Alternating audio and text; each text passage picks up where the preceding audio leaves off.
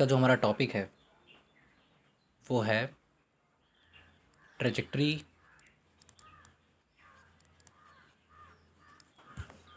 Of particles in magnetic field.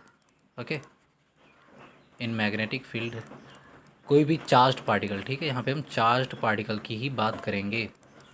In magnetic field किस तरह की ट्रेजेक्ट्री फॉलो करेगा, किस तरह का पाथ कवर करेगा, उसके बारे में यहाँ पे सारे डिस्कशंस हम करने वाले हैं। ठीक है, सबसे पहले स्टार्ट करते हैं। Suppose there is an electric a magnetic field.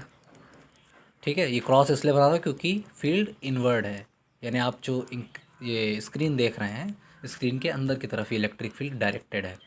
ठीक है, बी वेक्टर। ओके, अब एक चार्ज है, suppose plus q.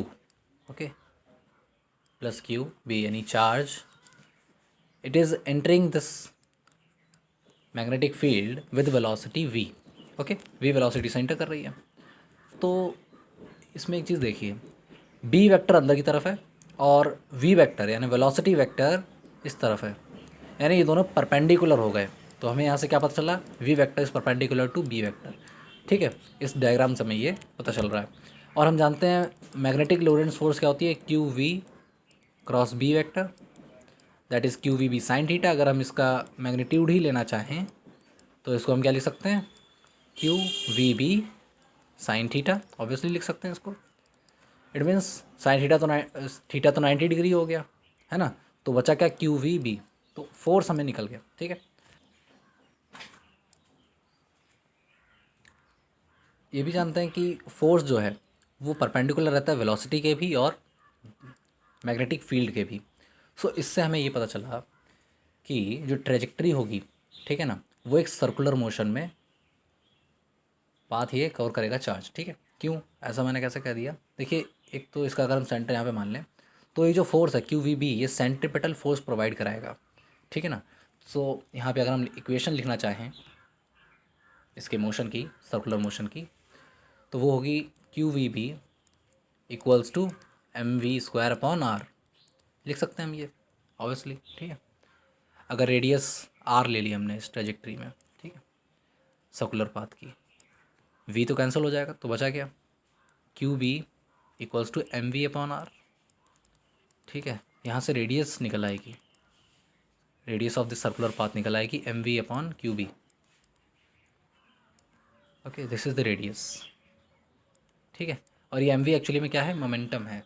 Okay okay, अब r equals to M we upon Q B आ गया। इसके कुछ दूसरे एक्सप्रेशंस भी हो सकते हैं, जैसे R equals to square root of 2m के, इन्हें आप वेरीफाई करिए खुद।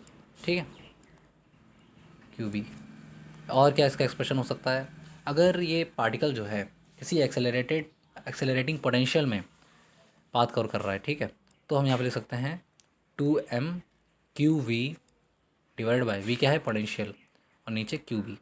ठीक है, तो ये अल्टरनेट एक्सप्रेशंस हैं, जो जो इन्फॉर्मेशन में गिवन होगी उस हिसाब से हम इसको अप्लाई कर सकते हैं। ठीक है, और रेडियस पता चल गई। अब हम एक फॉर्मूला जानते हैं, V equals to R omega, ये फॉर्मूला आपको पता होगा। ठीक है, यहाँ से हम ओमेगा निकाल सकते हैं। ओमेगा इक्वल्स टू क्या होगा, वी अपॉन आर, और आर की वैल्यू आप अभी निकाल चुके हैं, वी अपॉन क्यू बी, ये हमने फाइंड किया। V cancel, q B upon m आ गया, ये एंगुलर वेलोसिटी है। It doesn't depend on linear velocity, ये बात ध्यान रखनी है आपको। ठीक है, एक मिनट, ये ओमेगा निकल के आया है। ठीक है, इस तरीके से लिखा जाएगा ना। ओके, ओमेगा निकल आया तो हम time period of this revolution भी निकाल सकते हैं, तो टी भी निकाल लो, टाइम पीरियड ऑफ रिवॉल्यूशन।